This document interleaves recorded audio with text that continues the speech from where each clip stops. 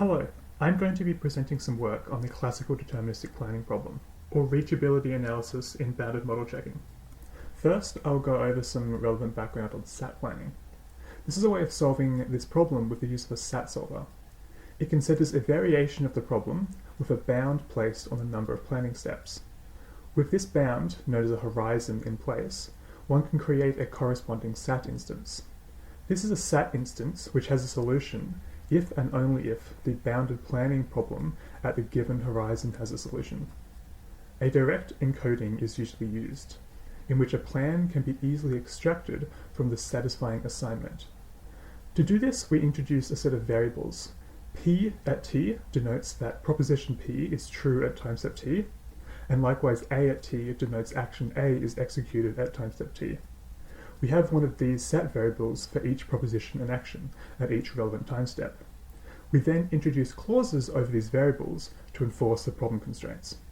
For the initial state, we have a set of unit clauses specifying true and false propositions in time step 0.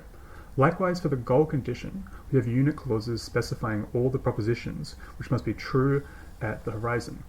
For each action, we have that if it is executed at a time step, then all its positive preconditions must be true at this time step, all its positive add effects must be true at the next time step, and all its negative delete effects must be false at the next time step. We have that if a proposition changes polarity from one state to the next, then there must have been an action that made it so. We also disallow parallel execution of conflicting actions. These are actions which have opposing effects or delete each other's preconditions.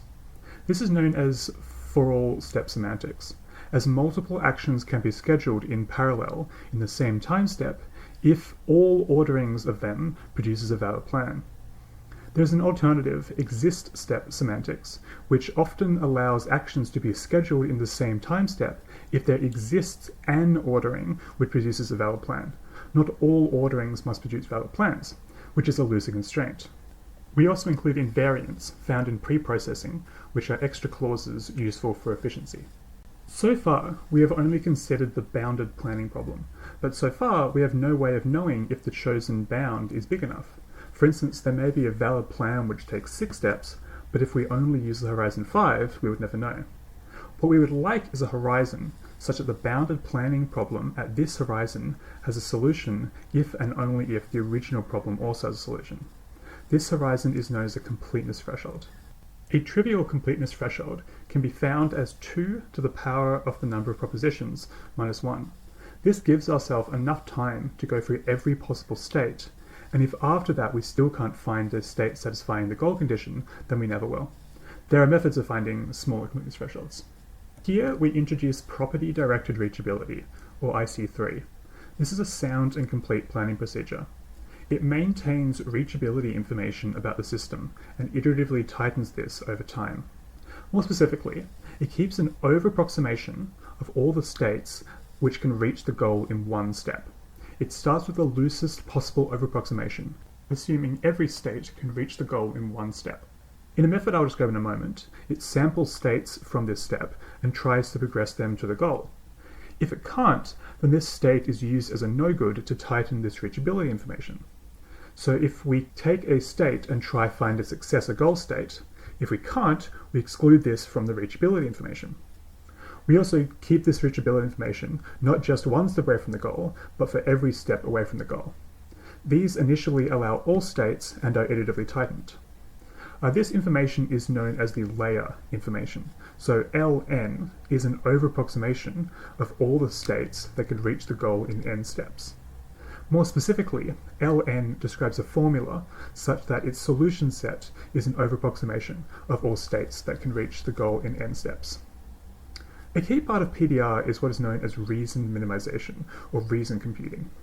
When we are considering a state, and we can't find a successor state, instead of having the no-goods be the whole state, we can find a partial state which can also not be progressed. This partial state implicitly defines a whole set of states which can all be posted as no-goods, restricting the reachability information.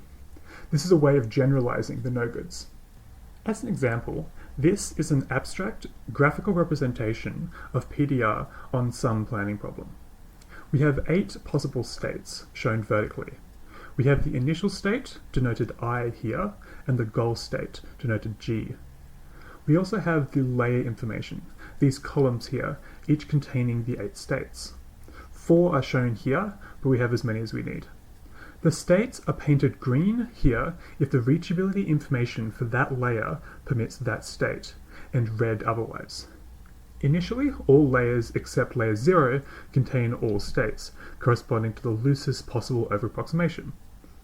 Layer 0 corresponds to the states that can reach the goal state in 0 steps, which is just the goal state. All other states are not allowed. Between states in layers, we have lines indicating the transition functions. We use this blue dot to denote a certain state of a certain layer that we're currently considering. We first consider the initial state in layer 0. This is a check to see if the initial state satisfies the goal condition. It doesn't, so we move to layer 1. Now from layer 1 we try to move back to layer 0 by following the transition function. We look at our transition function and see that none of our successive states are valid, so we can add this state as a no-good to layer 1.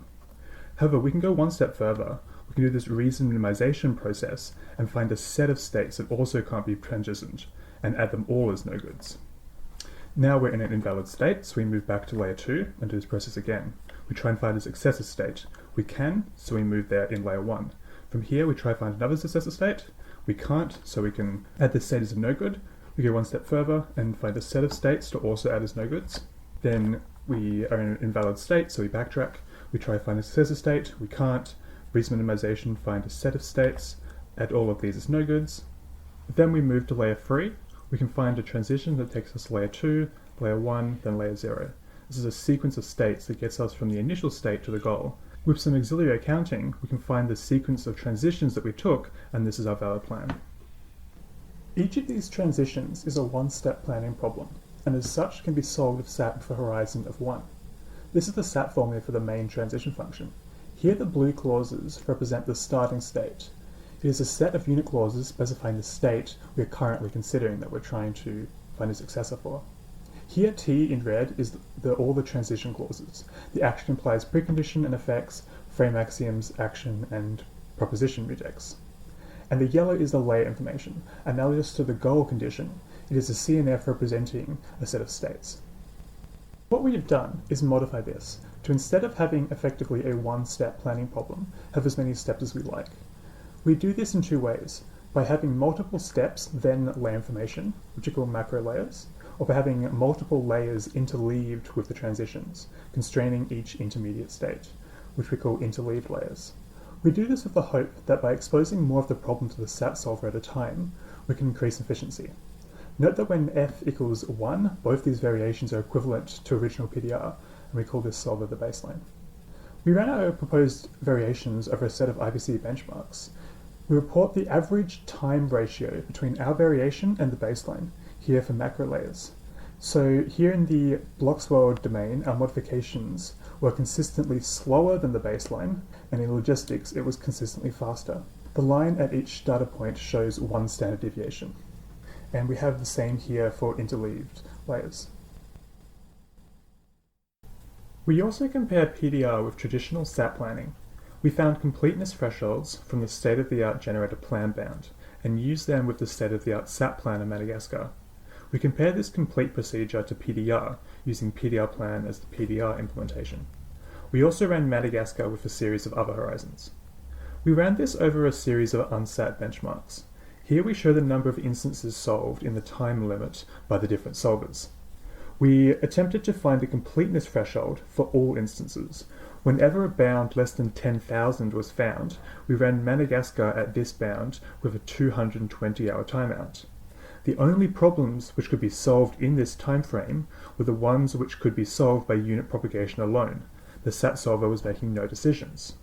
This means that any problem where an actual search was required is very difficult, as it could not be completed given this large timeout. Thank you.